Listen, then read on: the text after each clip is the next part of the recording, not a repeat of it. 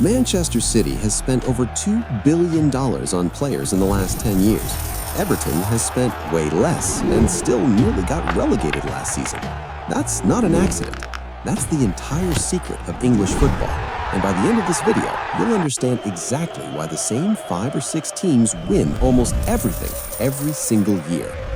Let's start with the obvious answer, money. But it's not just about how much you spend. It's about where that money comes from. Some Premier League clubs are owned by billionaires or entire nations. Manchester City is owned by a member of the Abu Dhabi royal family. Chelsea was bought by a billionaire, sold, then bought by another group of billionaires. These owners can lose money for years without blinking. Most football clubs can't do that. If they overspend, they go bankrupt. So while your average club is running a business, these clubs are running a hobby with unlimited funding. Here's the twist though. Money alone doesn't win titles. If it did, the richest team would win every year, and that's not what happens. So what's the real separator? Consistency in decision-making. The winning clubs almost never panic. When a manager, that's the head coach, loses a few games, most clubs fire him immediately.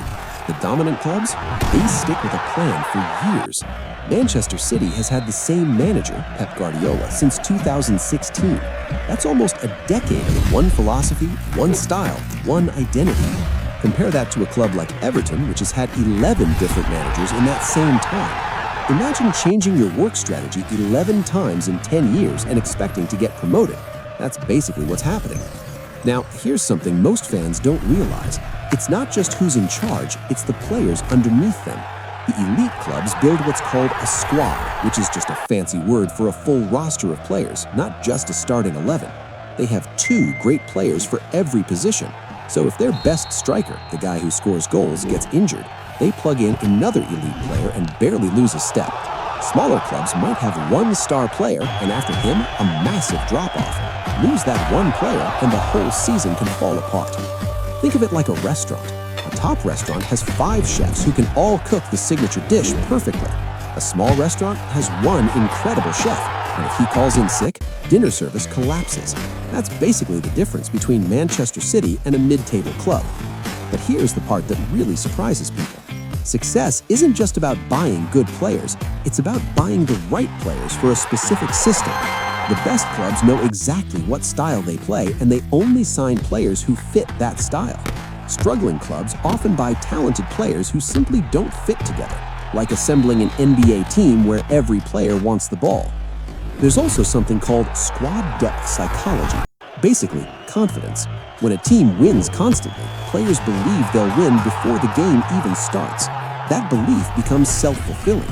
Losing teams develop the opposite mindset. They expect things to go wrong, and weirdly, they usually do. Football, more than most sports, is mental. Now let's talk about the boring but brutal factor, infrastructure. The top clubs have world-class training facilities, sports scientists, data analysts, and recovery technology most fans never see. Players train smarter, get injured less, and recover faster. It's like comparing a high school gym to an Olympic training center. Same sport, 2 completely different tools. And here's a stat that blows people's minds. Since the Premier League introduced this current financial system, only 7 different clubs have won the league in over 30 years. 7 out of 20 teams competing every single season. That's really not a competition in the way Americans think of parity. It's closer to a closed club with an open door that almost never opens. So to summarize, it's not just money. It's stability, squad depth, tactical identity, mental belief, and infrastructure all stacked on top of financial power. Remove any one piece and even a rich club can collapse. Add them all together and you get an empire that's almost impossible to challenge. Here's the real takeaway. Football rewards patience more than any other sport on earth. The clubs that win aren't always the flashiest. They're the ones who commit to a plan and refuse to blink. If this made football finally click for you, subscribe because we're breaking down the entire sport, one surprising truth at a time.